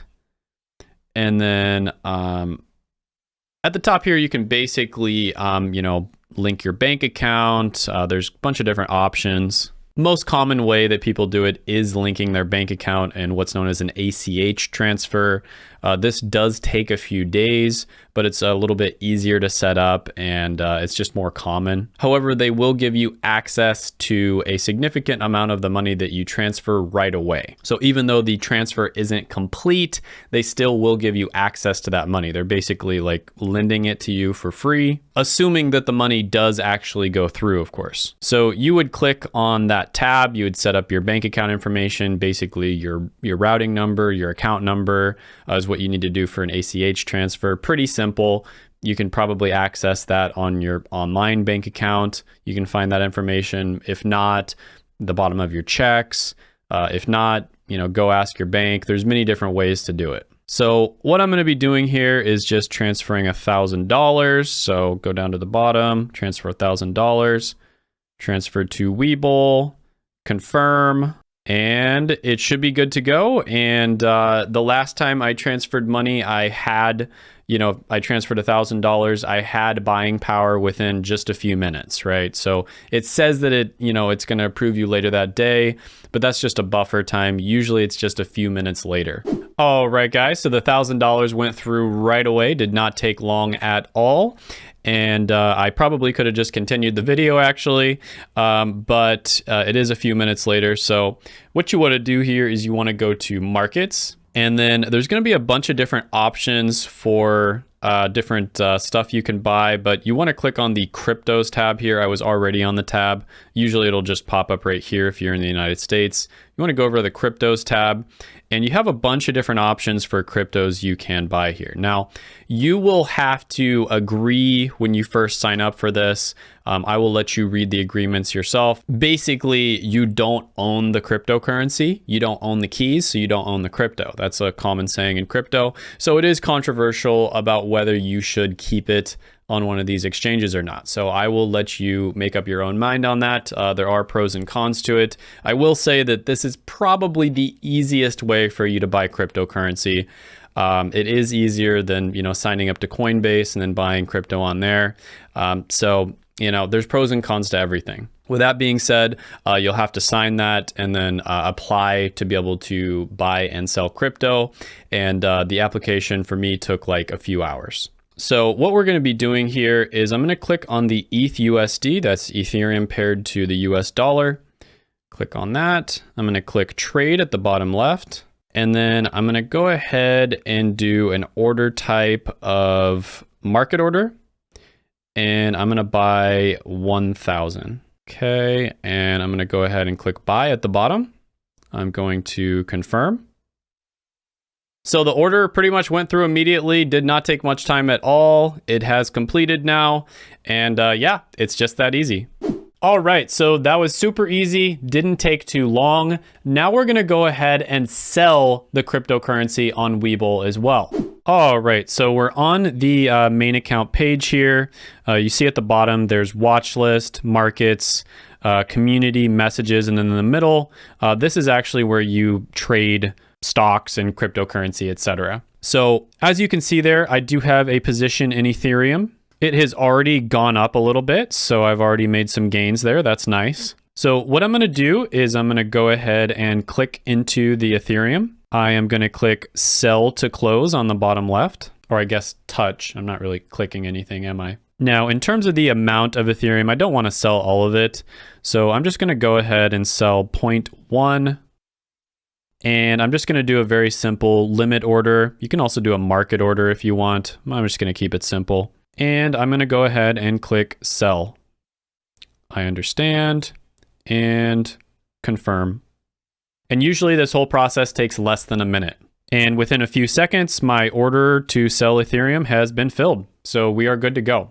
All right, so now we're going to go over how to store your cryptocurrency. Now, of course, if you bought it on Webull or Robinhood, you can't really store it. You kind of just have to keep it on there. And unfortunately, that means you can't stake it. And also, unfortunately, that means that you truly do not own the cryptocurrency. The company owns it for you as a proxy. If you bought it on Coinbase, you can store it. You can stake it on Coinbase. You can also transfer it to another place where you can stake it and get even better rewards. And so if you keep your cryptocurrency on Coinbase, you technically don't own it because you don't own the keys, but you can send it somewhere else where you do own the keys. Now, this place that you send it to, if you own the keys, would be what's known as a cryptocurrency wallet. And there are two different types of cryptocurrency wallets. There are hot wallets and cold wallets. Hot wallets are wallets that are connected to the internet. Usually the cryptocurrency and the funds inside of these wallets are very easily accessible, but they are more vulnerable to hacking because they're connected to the internet. Cold wallets are incredibly secure. It's very, very difficult to hack a cold wallet, pretty much impossible. They are not connected to the internet, but they're also less accessible, so it's harder to actually use your cryptocurrency. Now, when it comes to hot wallets, they can be self-custody or third-party. A self-custody hot wallet example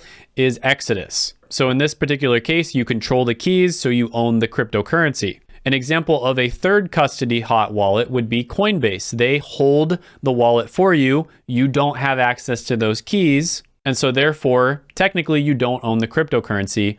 Coinbase does. Then you've got cold wallets, and cold wallets can also be self-custody or third party. So an example of a cold wallet that is self-custody would be a Ledger, and an example of a cold wallet that is third custody would be BitGo. So I personally use Ledger for my cold storage, and I'm gonna go ahead and show you kind of what it looks like.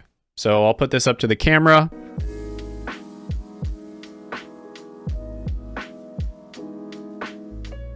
And this is a super awesome, super secure little piece of technology. In my opinion, and this is just my opinion, always do your own research, this is probably the safest and most secure way for you to store your cryptocurrency. Now, there's two things that you never want to share with anybody. And those two things are your private keys as well as your seed phrases. So there's an example of a private key on the bottom left. It's a bunch of different letters and numbers. The public key is what the public can see when they see a transaction went from point A to point B, but they cannot see the private key. You never want to share that. And then there is the seed phrase, and an example of a seed phrase is on the bottom right here. So usually this could be up to like 24 different words, and you have to know them in order. And this is a way for you to access your cryptocurrency without having to prove your identity. Now, if you lose your keys for whatever reason, you can usually still recover your cryptocurrency as long as you have your seed phrases. But these are things that you want to store and preferably make multiple copies of. Because if you just store them in your house and your house burns down, you just lost all of your cryptocurrency. So a lot of people will make multiple copies of these and they will put them in secure bank vaults, for instance, especially if they have a significant amount of crypto. At the very least, they might put them in a fireproof safe within their house that's locked, something along those lines. Some people bury them out in the middle of nowhere, right? There's many different ways that you can keep these things safe. Now, another thing we want to briefly go over, and this is a very complicated subject, so definitely talk to your CPA or your accountant. This is different depending on the state you live in, the country you live in, all kinds of different things. And it's also rapidly changing and hotly debated. But as of now, this is basically what you can expect to pay on your cryptocurrency. If you hold a cryptocurrency for less than 1 year, then you're going to be paying short-term capital gains tax. And this is whether you trade it or sell it. Yes, that means you will be paying short-term capital gains tax if you trade your cryptocurrency from Ethereum to Solana or Ethereum to Bitcoin or anything. You'll also be paying short-term capital gains tax if you sell it. So my accountant is probably going to hate me for making this video because you guys saw that I bought it and sold it within just a few days. And I'm going to be paying short-term capital gains tax on the gains. Now, long-term capital gains tax is when you hold it for more than a year. And you can see here the difference between short-term and long-term capital gains tax is significant. So if you have less than $10,275 and you hold it for more than a year, then you don't really have to pay anything on that. It's 0%. However, if you have more than $539,000 and you held it for less than a year, you'll have to pay 37% on your gains. So this is yet another reason why it's better for you to focus on long-term investing rather than buying and selling some random coin that you think is going to go up in a few days, as if all the other reasons weren't enough already. All right, so some more free gifts and surprises.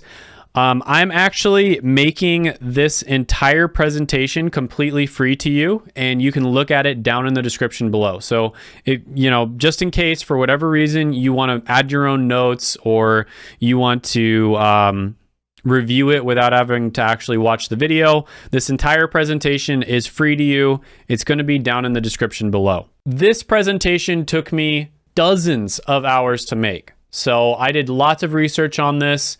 So I really hope that it helped you out. And if it did, please share. And if you haven't done it already, like the video. Come on now. Subscribe.